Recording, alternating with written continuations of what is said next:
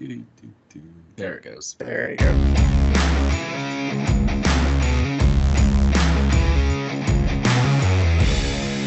Hello, Omniverse. I am Joe Bear.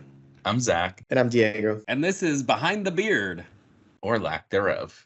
Welcome to this week's episode where we hope that each conversation of ours sparks an idea, a thought, or help your journey to be a better you as we're trying to do the same every week. Today we're continuing our conversation on the topic of presentation, and which is specifically focused on knowing your audience. In today's episode, we'll be discussing the art of presenting to your audience and the importance of understanding who you are speaking to. Whether you're giving a speech, presenting a proposal, or leading a meeting, knowing your audience is key to delivering an effective message that resonates with them. We'll be sharing tips and strategies for researching and analyzing your audience, adapting your message to their needs and interests, and delivering a presentation that engages and persuades. So join us as we explore the power of knowing your audience and how it can help you become a more effective communicator.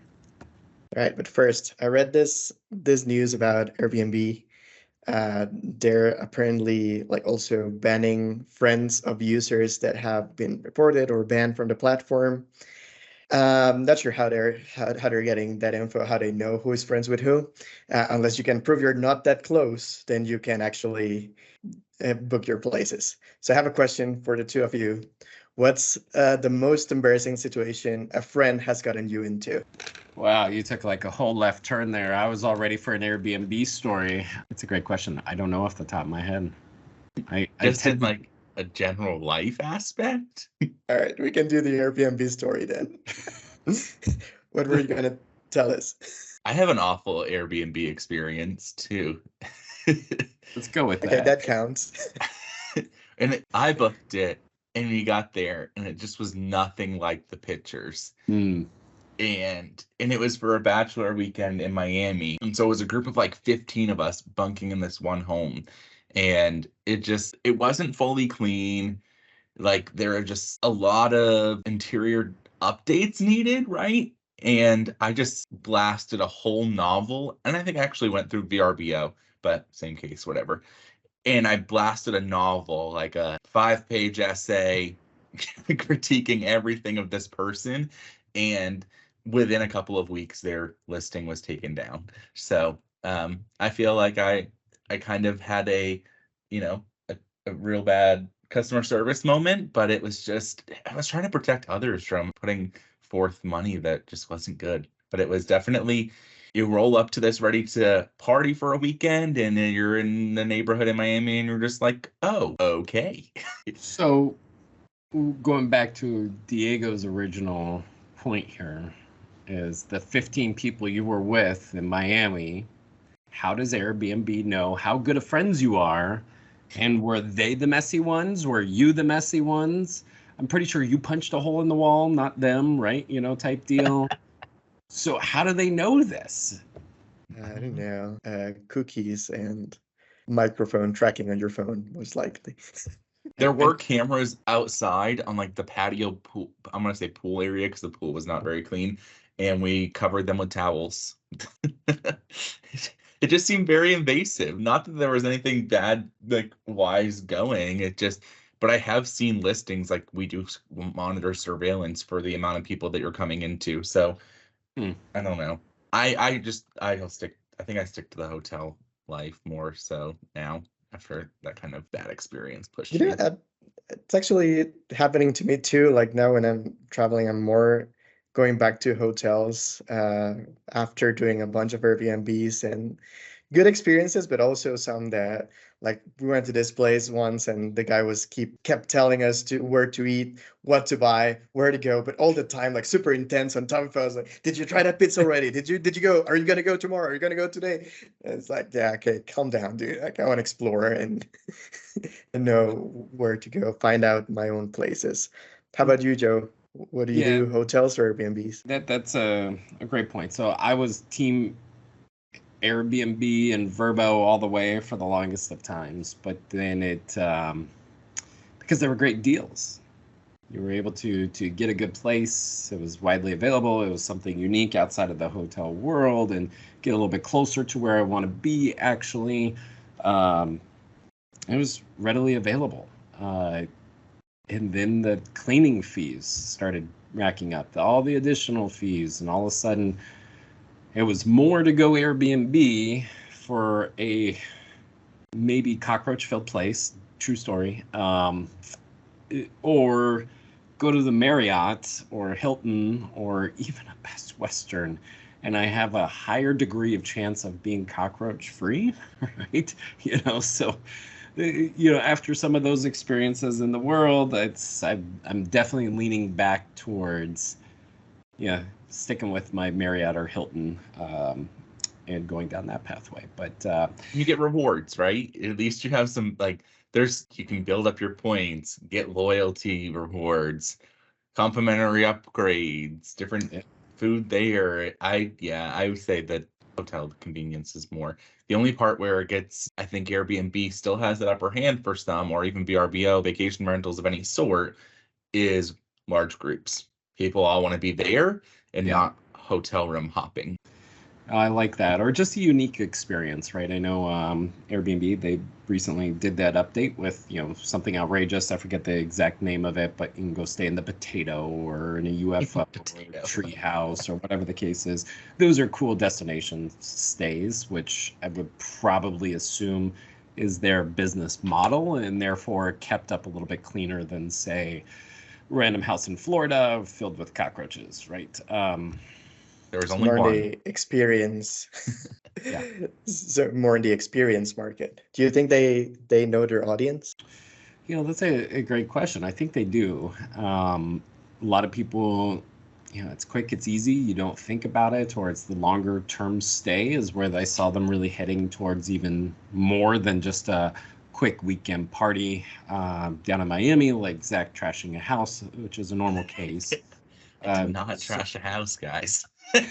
So, a long-term stay, leading into, we talked about before, digital nomading, or, I'm going to go stay up in, Maine for 2 months, 3 months, and it might be less expensive and more experience-wise, and there may not.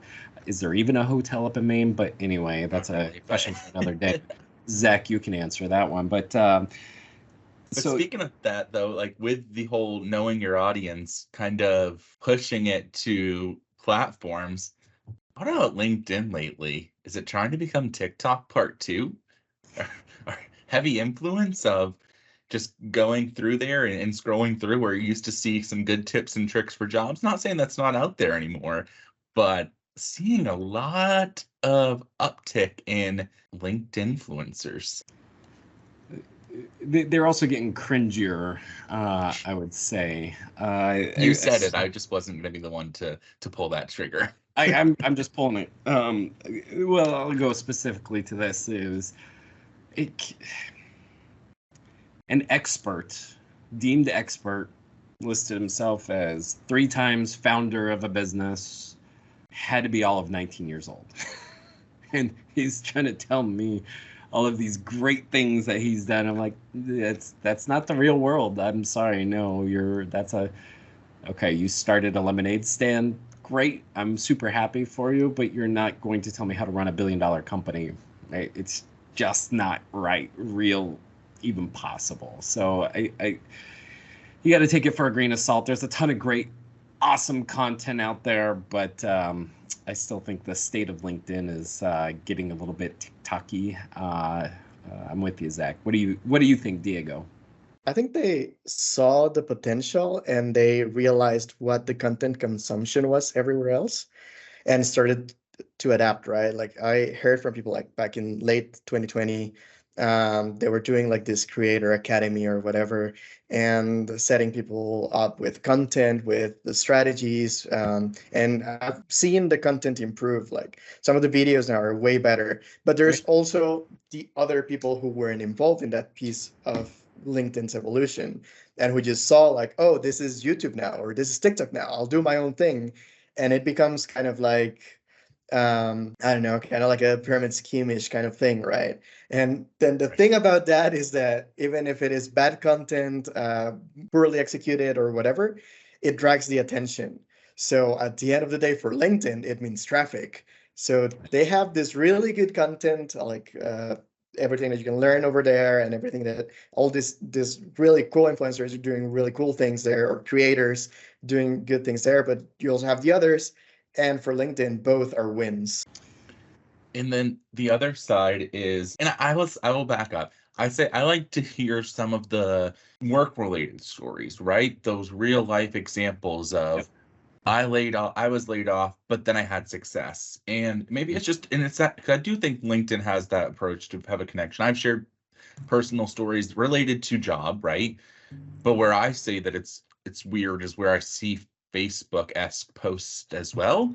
And I'm thinking, is this the platform, right? I know it feels good because I had watched my reactions or interactions, excuse me, as well as the likes, the celebrations, the curiosity, the light bulb. I think I've typified all of those. But at the end of the day, it's just, I don't know. I will say I agree, Joe. It can be cringe to, especially if you're trying to get just a quick scroll and say, oh, you know what? That's a good article, and I should bring that up to my, fellow coworkers or the team or anything like that. But when you're just viewing, you're like, oh, you're telling me your workout strategy on LinkedIn? Why? Well, I actually follow some of them on LinkedIn, and yeah, it's good because it's about, I don't know if they're trying to be the whole person, right? LinkedIn used to be very career focused, but you can't have a great career if you don't have a good mind, body, soul type deal all taken care of. So I think there is room for all of that to flourish, for us to be better human beings, to give back into the businesses we're creating or working in, whatever the case may be. I don't like well, I shouldn't say that, but some of them, like you said, the Facebook post itself, that this isn't the right platform for that. And I know you get super excited, you want to share with your work family, right, your work teammates, that this is what's going on, and that may be the only avenue and platform to go there. But then you also have to know your audience. I have 5,000 followers. Maybe I don't want to post all this intricate level of personal life on there. But it's to each his own. I can continue my infinite scroll and move on from it just as quickly. But I think I used to get a lot more clear, succinct, great, like aha moments. And now I'm just more, oh, okay, that's cool, right? It takes a while to get there again. I would, as we are about to transition to our weekly topic of know your audience, I would say LinkedIn doesn't do a good job of knowing their audience. You think about algorithms, right? TikTok suggests too well. It scares me. Very, very specific times. I'm just like putting the phone down at this point. Amazon suggests great things. Twitter, Instagram, they know you, and they know it's data related. But even from interactions, I've never seen a LinkedIn post suggested for me based off of you like these inspirational quotes, or you like these articles around 4-day work weeks, things of that nature. I personally have never seen that. So I think that they don't know their audience. Hot take. Sorry, LinkedIn, coming at you. All right, LinkedIn influencers, we'd love to hear your hot take on how LinkedIn is doing. btb@oiteam.com. Hey, thank you for that segue, Zach. Let's jump right on in here to knowing our audience, as our audience wants to talk about the topic and learn and start a conversation, a thought process, and continue going. Today, it's about knowing your audience, whether you're talking to a customer on the phone or you are giving a presentation or a sales pitch. There's so many different ways to have a specific audience.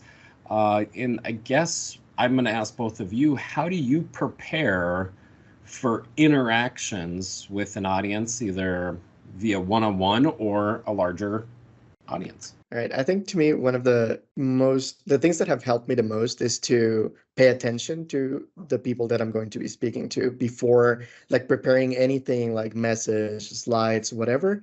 Just having paid attention before helps me a lot to understand. Like, I think, Zach, you mentioned this last week, like putting in some sort of story or some sort of reference that will click with the audience, right? So finding those, to me, that comes from paying attention to who they are and what they care about. I agree with that. And for me, a lot of it becomes what's the purpose of the conversation I'm about to have. Not all the times will you have that advantage, right? We've all had meeting invites with no agenda. We've talked about that before, and it does cause a little, the heart going up a little bit. What is this about? Just quick touch base. Okay, that could go many of ways, but I won't digress on that piece. Now, for me, purpose, as I said, just what is my intent? So I start with I a lot with all of this because it's important that I have a good message out. Do I have a history with these people that I'm speaking with? Do I need to give some background on who I am, what this is about? What's the importance of it? It goes kind of back and hand in hand with that purpose. Do I need to keep this high level, low level? It becomes just like a research scenario for me prior to, based off of what the discussion is going to be, so that I can go in there and I may not know what to say. Let's be honest. We've talked about this plenty of times in this podcast. I generally don't prep very much, but in the back of my head, I do have kind of the skeleton of, I know I'm going to speak with Diego and Joe today. Feel I want to touch on these kind of bold topics, and I'm going to sprinkle some of this in, but not go too deep and keep it in that realm. What about you, Joe? Yeah, those are really crucial things to think about, is, knowing the audience and doing that research on them. I think in today's day and age, it's easier than ever to find out who you're speaking to, whether it's curtailed to a title or a role or a scenario which that meeting or presentation is occurring. You can gather enough information to really curtail the presentation there, but you're not always going to have everything. So a lot of it is just adapting on the fly, having your message out there. I like what you said, Zach, being prepared and have my message solidified, so that way I can adapt the message to who I'm speaking to. I was just on a conversation with a new client that's coming in, and my typical excited self, when I get passionate about a topic, wasn't what was needed. It needed to be very direct. It needed to be a very clean, succinct conversation. And so on the fly, I said, okay, well, let's shut down Jobert that goes out there, and let's just dive in. Let's dive into succinct communication, clean and clear. So it's just about adapting and on the fly. And as much as you can get to know someone, it's going to happen. It's not, but it's just having enough repertoire of being able to converse in many different levels, like you said, high to very detailed oriented, that could help you out.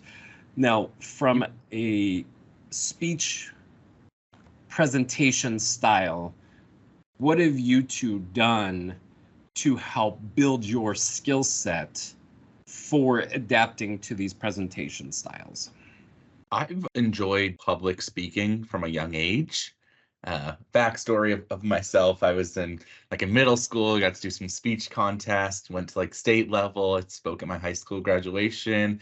I've always kind of enjoyed being able to speak well under pressure, like I said, speak on the fly. So I say that that's kind of a gift of mine that I feel confident enough to say. So I don't know that I've done a whole lot of preparation with it in a kind of a broad term, but I have learned to fine tune in the sense of who I'm speaking. And I think that's where I'll go with this one is I haven't always been skilled on speaking at a business level, speaking with executive down to a peer, down to a prospect or anything along that line. And so one of my biggest keys is I'm not always going to prepare correctly. I had that situation yesterday. I totally thought that a client call was going to go one way, and it was the opposite. What I had worked myself up to really articulate and defend didn't even need to be defended. So I think the best thing that I could say with it is you have to learn from those experiences and take a time to reflect on how you articulated any message at any level, because you're going to learn best and from your cringe moments. I've had plenty. Just because I said that I feel confident that I speak well doesn't mean that I always do. I mean, we've heard it here. I said reservations instead of New Year's resolutions. Thank you, because I was just struggling for the word again. And so the wheel's spinning. But yeah, in short term, that's kind of my long-winded answer, my Joe Bear answer. What about you, Diego? Me, I think I always like to prepare with things that have no direct relation to something. Um, Instead of going out public speaking myself, what I did when I was younger was I played in a band, and I played guitar and sang. So it was kind of like, I think that gave me the first approach to reading an audience, right? And knowing what was happening without having to actually, yeah, analyze it or whatever, like just in the moment. But then I've also like enjoy a lot of watching, for example, like things like stand-up comedy, and see how that helps you, I don't know, like try to look beyond the jokes and just try to see what's happening and how are they building that, and how are they connecting with the audience, and how are they reading what's going on in the room, right? So I think those two things to me have been very helpful on understanding how to read the audience and how to adapt to whatever is happening at the moment. Because sometimes you might have like the whole set list planned to go one way, but then you realize, oh, this is the perfect moment to put in this other song that we're going to play 3 songs later. So maybe just do that quick swap there, because it's going to be good for you, and it's going to be good for the show, and it's going to be good for your presentation in that moment. I applaud you for, one, just having the gift of music. That's a skill that not many have. So, and then two, to be on stage. Talk about instant feedback of you're doing great or not. I think probably the only step above that is what you said, is a comic, where it's you and you alone, and there's no music to drown out, I cannot sing today. It's my joke flopped, and now how do I continue on? One thing I've been looking at along those lines, finding some free time is not always the easiest, but is the Toastmasters. I've been looking at joining them, of learning how to get over my fear of public speaking. Yes, I truly do have it. That's probably why I ramble on so much instead of being so succinct with my speaking and presentation skills. And then two, Diego, I like what you said of listening to them.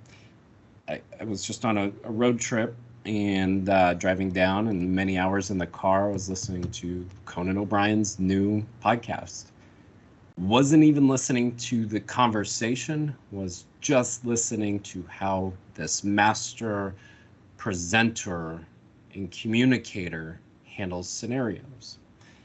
One thing I've always tried to avoid is an right? You know, we're knowing our audience, knowing that can make you seem, I don't know what I'm talking about.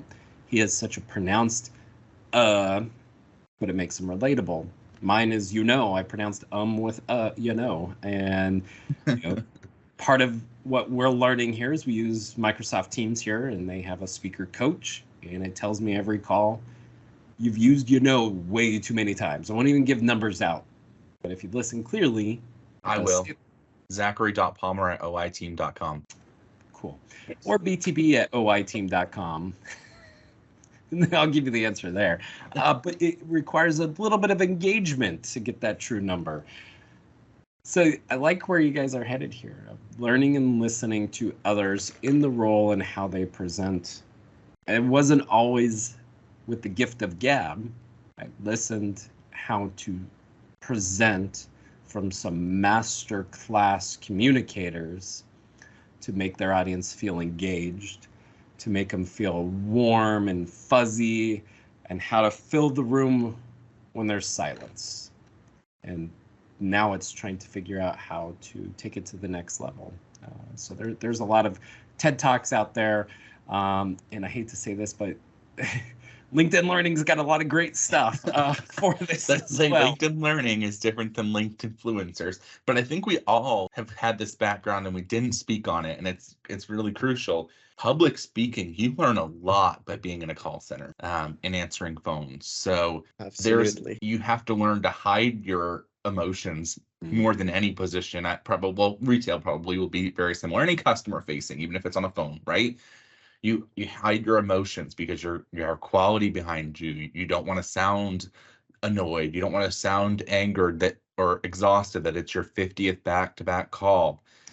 And everybody kind of jokes you have your customer service voice, right? We probably all have used it several times. You have somebody Thanks for calling into Behind the Beard. My name is Joe. I think you just confused a radio voice with your customer service voice. It is one in the same. One in radio. the same. Where do you think I perfected it? That's why he got the high CSAT scores there. They always love it. But it's just that is a big learning piece. And I just, as you were talking about kind of knowing your audience and those experiences of some masterclass individuals, right, over time, I learned so much just from talking to such a diverse group through different call centers I was a part of, right? Had to sound clear, had to enunciate well, get to the point quick, not be long-winded.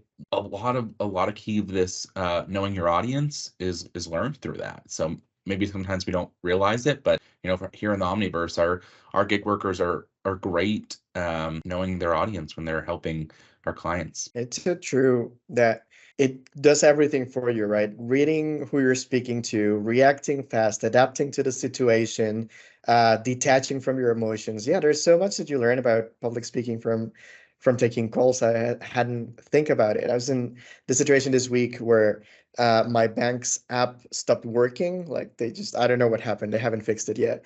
And it was supposed to, the prompt was go to the website and use the web version. So I did, but since I never do, it flagged me as suspicious activity and locked my user. So I was trying to call in, but everybody was calling in because the app isn't working, right? So when I finally got to someone, I was already upset. I was just waiting for someone to come in and just, I don't know. But the person was very calm and she was really just like, okay, we're going to fix this because this is completely unrelated to the app issues. So we're going to unlock your user, but we're having some system problems right now. We need to wait 15 to 20 minutes for that to go through. I'm like, but I'm not going to hang up because I need to wait for another hour and a half to get to someone. And just like, all right, yeah, so we can do, and we did so many things. Like we updated some of my information. I don't know, just reviewed some stuff in my account and stuff like that. And I felt like that person was adapting to the need of that moment, right? Like we need to kill this 15 to 20 minutes, but I'm just not going to stay on silence and just put you on hold for that amount of time. And yeah, that's so true. Like call taking helps you interact. Diego killed that poor lady's HT for the day, but that's okay because she adapted and everything. Down. It's very true. You cut your teeth on frontline customer service. There's no better experience to learn the ins and outs of humanity and how to present, how to take control of a situation. I've done tens of thousands of calls in my day. I tried being a server at one point in time and I said, nope, that's not for me, but I could handle the call center, right? But you got to try all this out. You got to try the retail. I'm even encouraging both my daughters, you've got to go do this because it's not an enjoyable experience. You've got to learn what it's to be on the other side, and that's going to provide you the skill set necessary to go further than without. You cannot replace that human interaction, and just doing it no better than learning a skill on the fly, adapting, as you said, and being able to handle it 80 times a day in a call center environment. Look at all those skills you're providing for yourself to learn how to adapt and communicate. Absolutely love that tie-in. I think you were reading my mind here because I did have on my notes, my little post-it note, call center work, where I was going to tie it in too. So I was glad we're on the same page.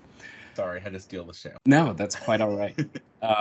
As we continue on here, and look at all the different facets of knowing your audience. Sometimes there's different things we could use out there. I'd love to get out some ideas for you to utilize to understand your audience, whether you're in the gig world and you're trying to create your gig economy and your gig revenue. Social media provides tons of great analytics, customer data. There's so much of it out there. Audience feedback is probably that number one. See a problem, fill a need, right? And then really just talk to people. Focus groups really help with so much. You can get so much great information out there in the open, and then you can curtail that into a better presentation for others.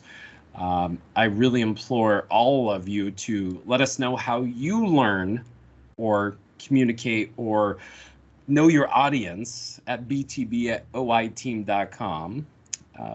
And the best message will be entered in for a raffle that we are completing throughout the month of March. 2 separate raffles going on and contests. Throwing it out here.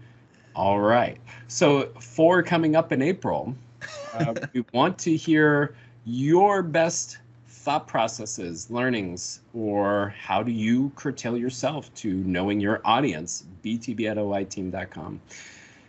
On that note, we're recording this March 2nd. Did you both complete your February push-up challenge? With exception, I think I probably did 86%. Probably 5 or 6 days that I just did not. I don't know if that's actually 86%. Please don't quote me. Numbers may not be your strong suit. No, that's like 79%. That's close. What you, Diego? I'm taking the 5th on this one. Leads the 5th. All right. Started strong and then took the 5th. That's all right. I too missed a couple of days. Travel and whatnot just makes it really hard, and that's an excuse mindset coming in. But we're starting in harder for March, and I hope as we're in this 3rd week and we've challenged everyone out, I'm continuing on my 100 push-ups per day challenge. And whether you want to do body squats, you want to do whatever, I do believe that there is a great tie-in to the mind, body, and soul, and making it a better experience for all of you. And with so, the winner that reports into btb@oiteam.com in less than a week after this is released will be entered in for a raffle for lunch with us. It will be fun, and I would really enjoy that and hear about your experiences of push-ups, 50 body weight exercises, 50 whatevers. All right. With that, let's wrap up with a quote of the day, since I do not have one from David from Schitt's Creek, as promised by Zach. We'll just go with this quote for knowing your audience by Harvey Diamond. If you don't know what you want to achieve in your presentation, your audience never will. And as always, #keep learning, and let us know what you're learning about too. Please like and subscribe to our channel for more great content. And I hear there may be a newsletter or blog post coming out here very, very soon. If you'd like to reach out to us, we would welcome you to email us again at btb@oiteam.com, and join us next week when we start our next topic in our presentation series, Leading a Meeting. I am Joe Bear. For my co-hosts, Zach and Diego, this is Behind the Beard, from the verse to the moon. Do we have anything else to talk about, guys? What a way to end an episode. Do we have anything else to talk Just about? cut that one out.